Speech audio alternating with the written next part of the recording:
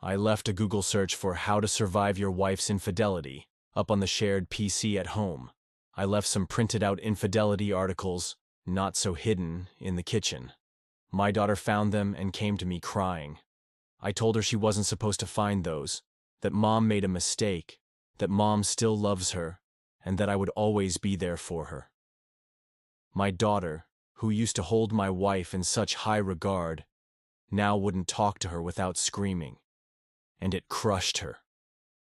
Not surprisingly, when the court needed statements from the kids a few months later, little brother followed big sister's lead, and they both wanted to stay with Dad in the house that they grew up in. When the divorce was finalized, I got the house. I had to buy out some of her equity, but that's okay.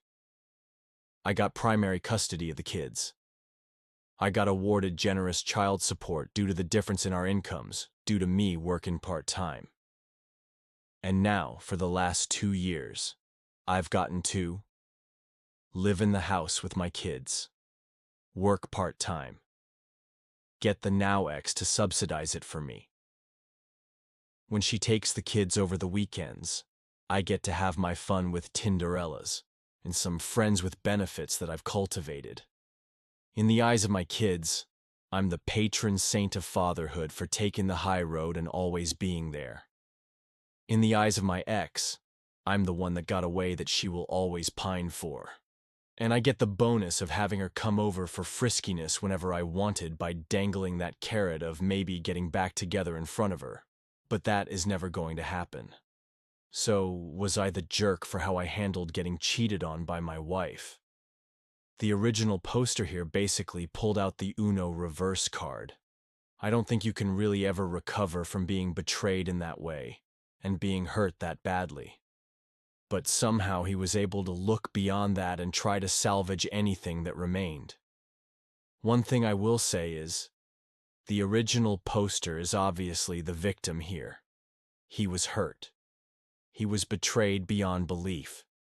And basically, she was trying to make him out to be the fool. But the one thing that doesn't really sit right with me, even though she is the one who damaged the relationship, is the way that the OP handled the situation with the kids.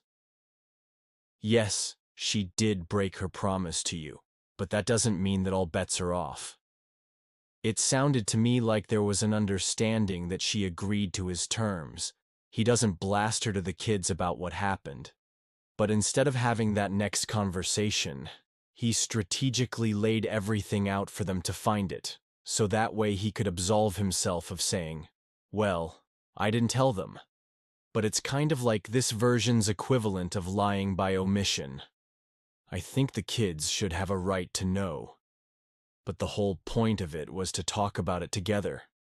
At least, that's what I would assume the wife would have wanted. That's the whole reason why she's signing that paper, not to never tell the kids.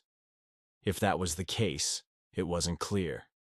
It just felt a little manipulative to the kids. But I know not everyone's going to agree with that. I know a lot of you guys probably think that he was totally in the right to do so. But anyway, besides that, this was wild. You rarely ever hear of a story working out like this. Usually it's somebody that cheats in a marriage, and somehow miraculously ends up with all the prosperity to follow afterwards. The person they cheated on has to fund their lifestyle for whoever they're continuing to be with after the marriage is even over, through alimony or through divorce payouts. I think most people probably wouldn't have even understood to do this in the first place, so it makes me wonder if the lawyer is the one who told them how to do all this. Like I said a second ago, I don't think this guy will ever fully recover from this. He was going above and beyond trying to save this marriage by leaving work early when it was probably pretty difficult to do so, only to have her talking to some other guy behind his back in secrecy. And then, not only that, but to physically act on it. She went to the hotel. She was in the room. It wasn't some theoretical cheating. She was actually there. But let me know how you guys see this situation. Do you think that what he did here was going too far?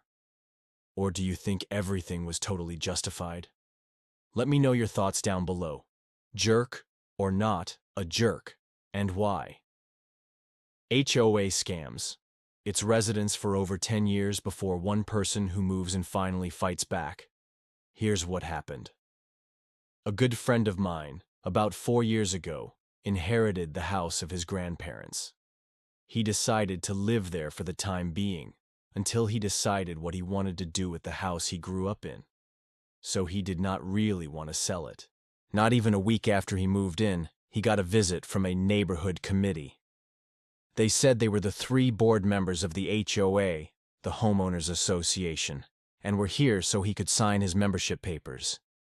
They were extremely nosy and rude. For example, one tried to get into the garage without so much as asking. When he stopped him and asked him where he wanted to go, he had the audacity to say, "I need to check your garage to see if everything there is in order. I have a right to do this bi-weekly, and denying me access is an offense that will cost a fine." He then had enough of their audacity and kicked them out of the house.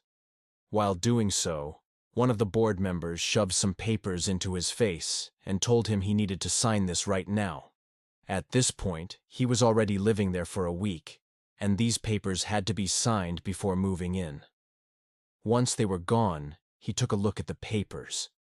They were ridiculous and gave the HOA rights that were simply unreal.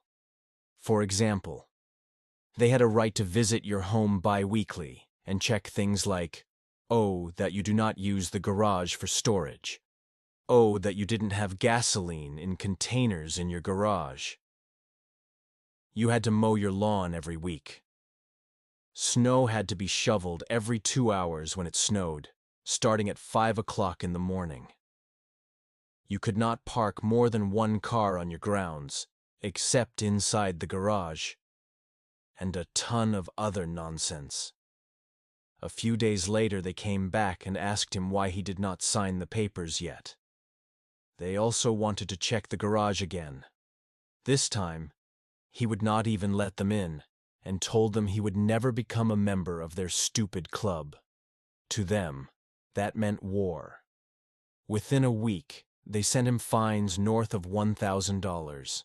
Some of them were for denying them access to his home. Each was for $250. My friend simply did not take them seriously and used their stupid letters to help fire his grill.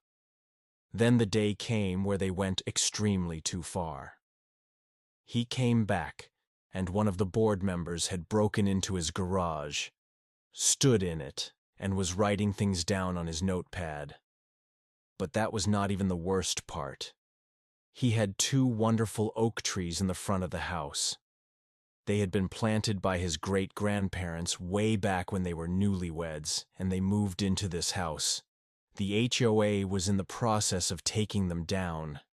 They had called a professional crew for this. One was already so damaged.